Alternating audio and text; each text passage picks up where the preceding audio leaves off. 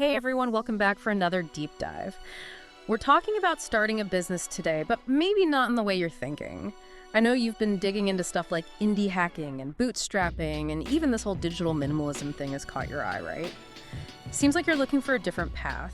One where you're not glued to your laptop 24/7. It's interesting. What stood out to me and what you shared is this focus on being intentional. It's more than just saying, I want to start a business. It's about building something that really reflects what you care about, what your goals are.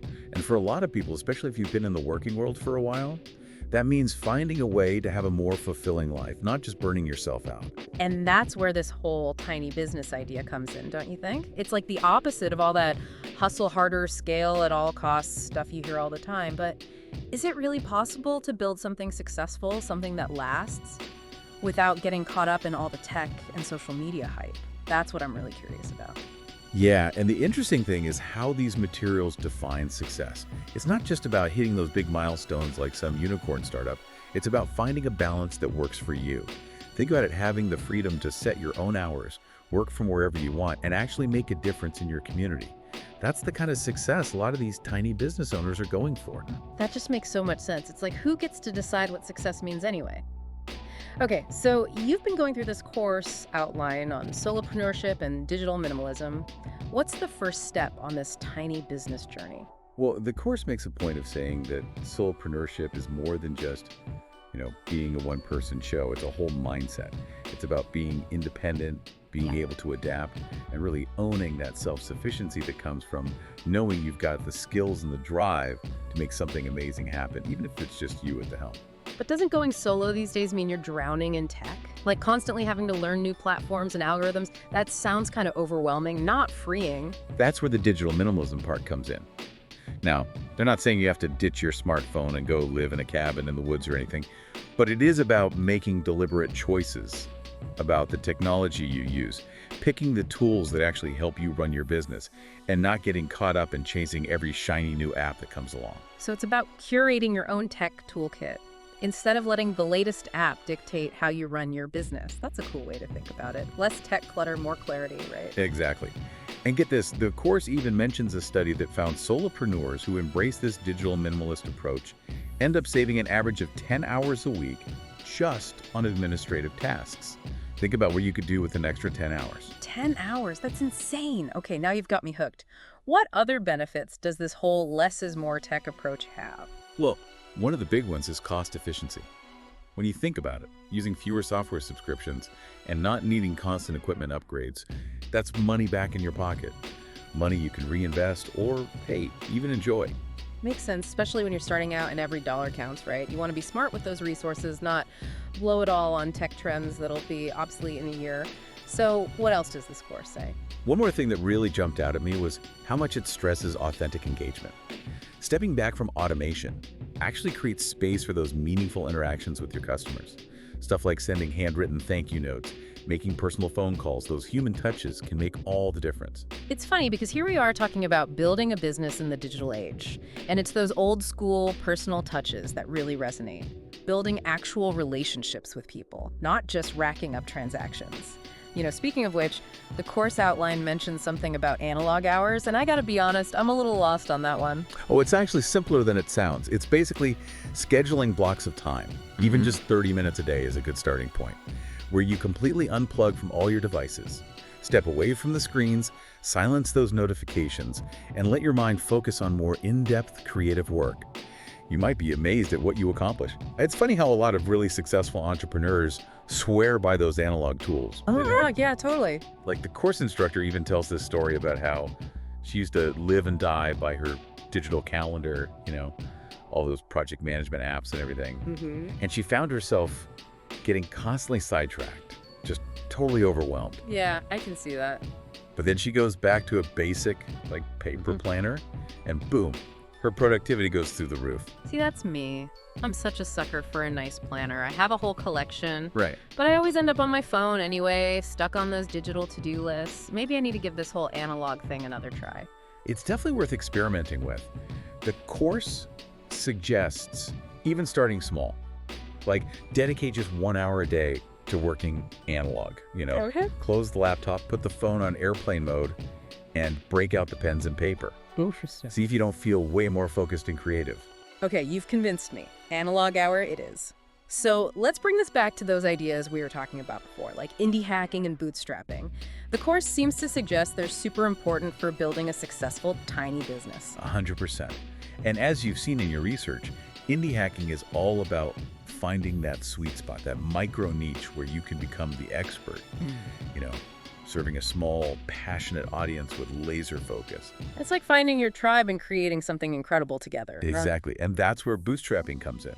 It's about being scrappy, making sure you're profitable from day one, and not relying on outside funding that might want to change how you do things.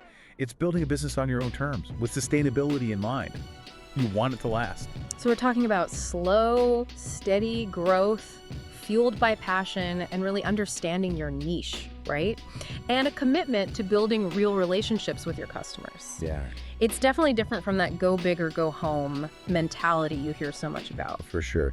And what I like is that this course doesn't sugarcoat things. It's upfront about the challenges and the rewards of taking this route. Building a tiny business takes real dedication, resilience, and a willingness to be a little unconventional. Right, and that's where the micro niche comes in. I mean, the course had some wild examples, like there's a whole business built around the history of hair grease. Seems like the more specific you go, the better when it comes to finding your place. Totally. And that example is so powerful because it challenges how we think about what even is a viable business. Yeah. It proves there's an audience for everything, no matter how niche. And when you focus on a micro niche, you get to be the expert, charge what you're worth, and build those super loyal customer relationships. Okay, so say I'm sold on this whole tiny business micro niche thing. How do I even begin to figure out what that niche would be for me? There's got to be some guidance in the course about that, right? There totally is. Right. It comes down to this. What are you truly passionate about? What gets you fired up, even if it seems a little different or quirky? Right. What could you talk about for hours and never get bored? That's your micro niche. That's awesome. So it's not just about finding something profitable, but finding something you connect with, something that brings you joy. 100%. Because when you're passionate, it doesn't feel like work, you know? Yeah. It comes through in every part of your business, from what you offer to how you talk to your customers. Definitely. And that passion, it spreads, it draws people in and builds a whole community. Which reminds me, the course really stressed the importance of community, too. Yeah. And it's not just about that tribe within your niche. It's about building something meaningful within a larger community. Absolutely. Yeah. The course talks about how much power tiny businesses have to impact their communities. They often source locally, support other small businesses, Right. and really contribute to a more vibrant, resilient local economy. That's more important than ever. It's about moving away from those big, faceless corporations and towards businesses that care about where they're rooted. Okay, so we've talked about the what and the how of building a tiny business, but what about the why? What makes this path so appealing, especially for someone like you with all your experience? You know, at the end of the day, it boils down to defining success on your own terms. The course really drives home that those usual ways we measure success, revenue, market share, all that, they might not be what drives tiny business owners. It's more than that.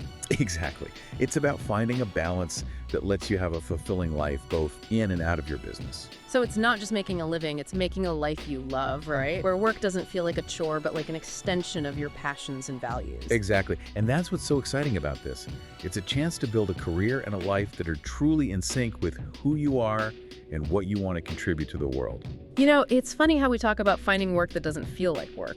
Right. But even those tiny businesses, they've got to have their challenges too, right? So what does the course say about staying motivated when things get tough? One of the best things they talk about is building a support network. It reminds you, you might be running the business solo, but you don't have to actually do everything alone, you know? Right.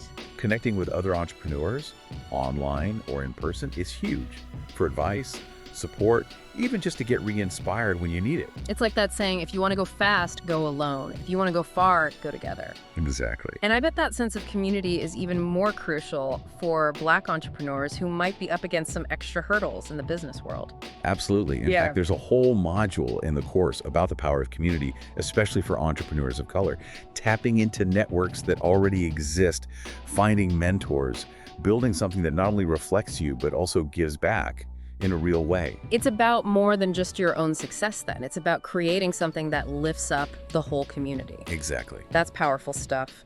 So, as we wrap up our deep dive here, what's the one thing from all this that really stuck with you? Like if you had to pick one piece of advice for someone ready to take that leap and start building their own tiny business, what would it be? You know, if I had to choose just one thing, I'd say start by defining what success means to you, not what some book or guru says. What does a fulfilling life look like? What are your non-negotiables when it comes to things like work-life balance, having creative control, making a real impact? Once you're clear on that, you can build with intention, knowing you're creating something true to yourself. That's such great advice. Tune out all the noise and figure out what truly matters to you. So, to wrap things up today, I want to leave you with something to think about, building on everything we discussed. If success isn't just about the money, but also about freedom, about making a difference, about doing work that lights you up, could a tiny business be the perfect way for you to achieve that? Keep asking those big questions, and most importantly, keep that entrepreneurial spirit alive. Thanks for joining us for another deep dive.